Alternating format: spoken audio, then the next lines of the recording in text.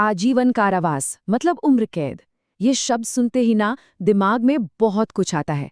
क्या इसका मतलब सच में पूरी जिंदगी जेल में ही गुजारना है या कुछ और? तो चलिए आज भारतीय न्याय संहिता के हिसाब से इस उलझे हुए सवाल का जवाब ढूंढते हैं। तो सवाल तो यही है कि उम्र कैद का असली मतलब आखिर है क्या? आइए इस सवाल का जवाब एक सच्ची अदालती कहानी से समझते हैं। इससे सब कुछ एकदम साफ हो जाएगा। कहानी शुरू होती है झारखंड के एक भीड़ भरे कोर्ट रूम से। माहौल में थोड़ी टेंशन है। एक बड़ा फैसला तो आ चुका है, पर उस फैसले के साथ ही हवा में एक और भी बड़ा सवाल घूमने लगा है। अब ये सवाल आया कहाँ से? इसकी जड़ें ना दो पड़ोसियों के झगड़े में हैं, रमेश और संदीप। इनके बीच एक जमीन का विवाद था, एक ऐसा झगड़ा जो बहुत जल्द एक भयानक मोड़ लेने वाला था। तो हुआ ये कि एक छोटा सा विवाद देखते ही देखते एक बड़े अपराध में बदल गया। कई महीनों से जमीन को लेकर कहासुनी चल रही थी। फिर एक दिन बात बहुत बढ़ गई, तीखी बहस हुई और गुस्से में आकर रमेश ने संदीप पर डंडे से जानलेवा हमला कर दिया। इस हमले का अंजाम बहुत गंभीर था। संदीप को काफी गहरी चोटें आईं। इसके बाद जाहिर है पुलिस आई, रमेश को गिरफ्तार किया गया और मामला पहुंच गया सीधा अदालत में। तो अब मामला कोर्ट रूम में था और यहीं पर यह तय होना था कि रमेश का भविष्य क्या होगा। कोर्ट में गवाह पेश हुए, सबूत रखे गए और इन सब के आधार पर अदालत इस नतीजे पर पहुंची कि ये हमला अचानक नहीं बल्कि जानबूझकर किया गया था। और फिर फैसला आया, रमेश को दोषी पाया जाता है, सजा आजीवन कारावास।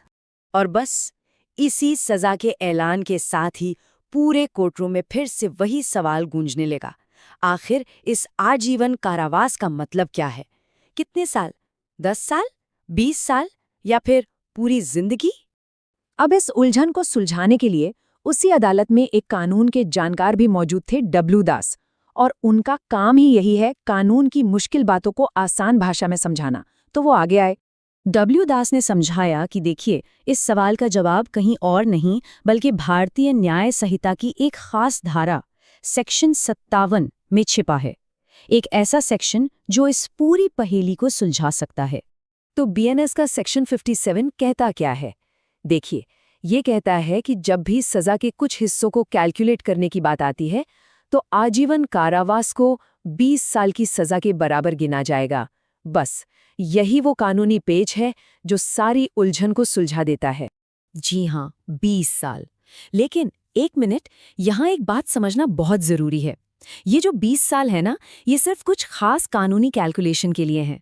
जो असल सजा है उसका नाम अब भी आजीवन कारावास ही रहता है। तो ये फर्क समझना बेहद जरूरी है। सजा का नाम है आजीवन कारावास, लेकिन जब भी कानूनी हिसाब किताब की बात आएगी तो उसे 20 साल के बराबर माना जाएगा। तो वापस कहानी पर आते हैं। अदालत ने अपने फैसले में ये बात एकदम साफ कर दी कि रमेश की सजा की जो भी गणना होगी वो इसी सेक्शन 57 के आधार पर की जाएगी। और ये सुनते ही कोर्टरूम में जो कन्फ्यूजन था वो एकदम दूर हो गया। तो इस पूरी कहानी से हमें सीखने को क्या मिलता है? असल में यही कि कानून को समझना सिर्फ वकीलों का काम नहीं है, ये हम सबके लिए जरूरी है ताकि कंफ्यूजन दूर हो और हमें चीजें एकदम साफ साफ पता हों। और ठीक ऐसा ही उस कोर्टरूम में हुआ। डब्ल्यू दास ने जैसे ही इसे सरल भाषा में समझाया, वहां मौजूद हर एक इंसान को समझ आ गया कि इस सजा का असली मतलब क्या है और कानून इसका हिसाब किताब कैसे करता है। और जाते जाते डब्ल्यू दास ने एक बहुत ही गहरी बात कही।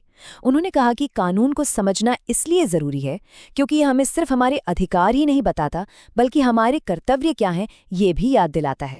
तो आज की इस बातचीत को हम इसी एक सवाल के साथ खत्म करते हैं। ज़रा सोचिए, ऐसा कौन सा कानून है जो हम सब की रोज़मर्रा की ज़िंदगी पर असर डालता है और हमें उसके बारे में पता तक नहीं है? इस पर सोचिएगा ज़रूर।